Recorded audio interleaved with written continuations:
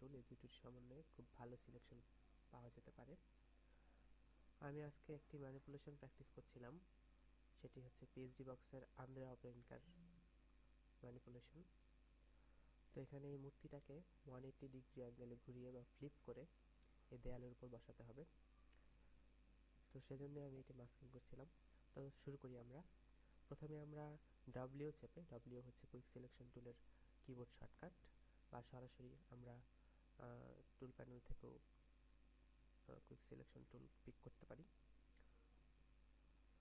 Quick selection tool একটি ব্রাশের মতো ব্যবস্থা। তো ব্রাশ যেভাবে আমরা স্ক্রিনে ড্র্যাগ করে ইউজ করি, ঠিক একইভাবে আমরা কুইক সিলেকশন টুলও ড্র্যাগ করে সিলেক্ট করতে পারবো। এবং আরও মজার বিষয় হচ্ছে যে ব্রাশ যেভাবে আমরা ছোট বড় করি বা হার্ডনেস চেঞ্জ করি, ঠিক একইভাবে কুইক সিলেকশন টুলও করা যায়। সেটি হচ্ছে আমরা থার্ড ব্র্যাকেট চেপে এটি ছোট বা বড় করতে পারি। পি এর পাশে দুটি থার্ড ব্র্যাকেট রয়েছে কিবোর্ডে। আপনারা যেসব জায়গায় খুব শার্প এজ, সেসব জায়গায় বড় ব্রাশ ইউজ করা যেতে পারে বা খুব কম সময়ে আমরা ড্র্যাগ করতে পারবো। কিন্তু যেসব জায়গায় এজ একটু ঝামেলার, যেমন ধরুন এই জায়গায় কন্ট্রাস্ট খুব কম, অনিয়মিত এজ,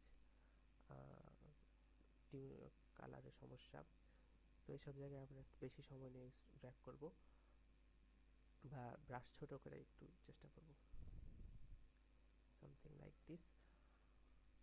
আমি যেসব জায়গায় এজের ভিতরে চলে যাবে আমাদের সিলেকশন, সেসব জায়গায় আমরা অল্ট চেপে মাইনাস করতে পারি সিলেকশন। আবার চেষ্টা করা যাক, আবার এভাবে অনেকটা এরকম। তো এই জায়গাটা একটু সমস্যা, তো আমরা এই সিলেকশনের এই অংশটুকু মাস্কিংয়ের জন্য রেখে দিই। মাস্কিংয়ে আমরা এটা ঠিক করব।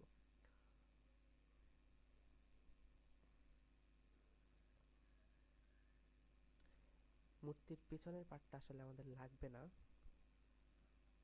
যে কারণে আমি এটা সিলেকশন করার চেষ্টা করছি। তো এই জায়গায় আমি অতটা গুরুত্ব দিচ্ছি না।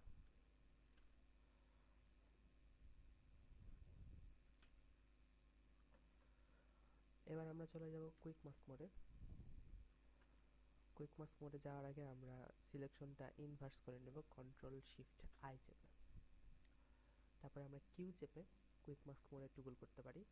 কিউ চাপলে সেটি কুইক মাস্ক মোডে চলে যাবে এবং আবার কিউ চাপলে সেটি সিলেকশন মোডে ফিরে আসবে। তো কুইক মাস্ক মোডের মধ্যে যে কুইক মাস্ক মোডের জন্য যে বিষয়টা আমাদের জানার দরকার, সেটি হচ্ছে মাস্কিংয়ের কালার এবং অপাসিটি। এখানে রেড কালার দিয়ে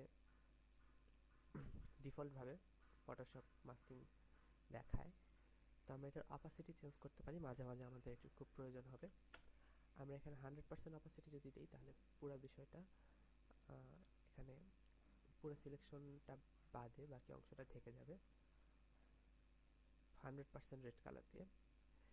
এবং মাঝে মাঝে আমাদের রেড অবজেক্ট ইউজ করতে হবে সিলেকশনের জন্য। তো তখন আমরা এই কালারটা চেঞ্জ করতে হবে, কারণ তখন রেড অবজেক্ট আর রেড কালার মিলে একটা অবস্থা খারাপ হয়ে যাবে। তো আমরা ঠিক মতো সিলেক্ট করতে পারবো না। তো আপাতত আমরা রেড কালারই থাকি এই অবজেক্টের ব্যাপারে।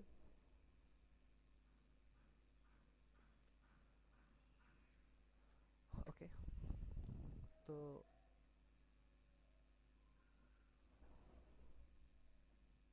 কুইক মাস্ক মোডে যাওয়ার পরে আমরা আমাদের সিলেকশনটাকে আরও উন্নত করতে পারবো ব্রাশ ইউজ করে। তো ব্রাশ ইউজ করার জন্য আমরা ভি চাপতে পারি কিবোর্ডে, অথবা টুল প্যানেল থেকে সরাসরি ব্রাশ সিলেক্ট করতে পারি। ব্রাশ এবং মাস্কিং এই দুটোর ব্যাপারে একটি কথা হচ্ছে যে যখন আপনি 100% হোয়াইট এবং 100% ব্ল্যাক ইউজ করবেন, তখন যে কোনো কিছু ব্ল্যাক মানে মাস্কিং অ্যাড করা, মানে জায়গাটা ঢেকে দেওয়া। যে কোনো কিছু হোয়াইট মানে মাস্কিং রিমুভ করা, মানে এই জায়গাটা আবরণ তুলে ফেলা। তো এটি হচ্ছে বেসিক। আমরা যেসব জায়গায় মাস্কিং অ্যাড করতে হবে সেসব জায়গায় ব্ল্যাক ইউজ করব, যেসব জায়গায় মাস্কিং রিমুভ করতে হবে সেসব জায়গায় হোয়াইট ইউজ করব। আমরা ব্ল্যাক অ্যান্ড হোয়াইটটা টুগল করতে পারি এক্স চেপে। এক্স চাপলে হোয়াইট থেকে ব্ল্যাকে যাবে, ব্ল্যাক থেকে হোয়াইটে আসবে। ওকে, আমরা শুরু করি। তো এক্ষেত্রে আমরা ব্রাশ ছোট বড় করব প্রয়োজন মতো। ব্রাশের হার্ডনেস চেঞ্জ করতে পারি, সফট ব্রাশ ইউজ করতে পারি, অথবা হার্ড ব্রাশ ইউজ করতে পারি যখন যেটা যেখানে প্রয়োজন। এখানে আমি হার্ড ব্রাশ ইউজ করছি।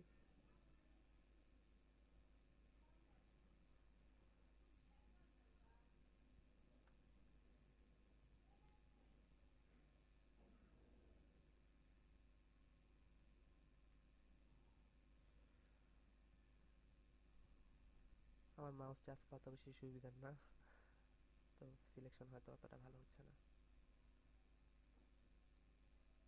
আপনারা আমার চেয়ে ভালো পারবেন আশা করি।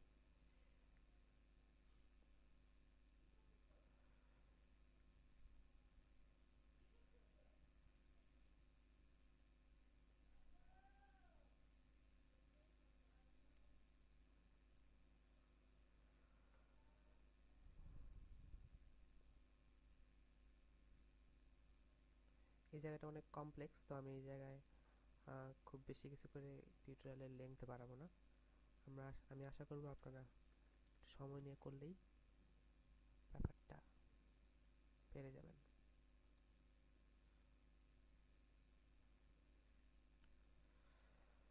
আরও কিছুক্ষণ ব্রাশ দিয়ে মাস্কিং করার পর আপনারা হয়তো একটি ভালো সিলেকশন পাবেন, কিন্তু আমাদের সিলেকশনের যে বড় একটি সমস্যা থেকে গেছে সেটি হচ্ছে আমাদের এজগুলো রিফাইন করা হয়নি, যে কারণে আমরা যদি জুম করে দেখি তাহলে দেখবো যে এজগুলো অনেক রাফ এবং কালার ঠিক নাই। তো আমরা এখন যা করব সেটি হচ্ছে আমাদের সিলেকশনটাকে রিফাইন করব। তার জন্য সিলেকশন মোডে গিয়ে আমরা রিফাইন এজে ক্লিক করব। তারপর এখানে অনেকগুলো ভিউ আছে, যে ভিউ থেকে আপনার সুবিধা সেই ভিউ দেখতে পারেন। আমি অন ব্ল্যাকের উপর আমাদের অবজেক্টটা রেখে এটা সুবিধা হবে আমার মনে হয়।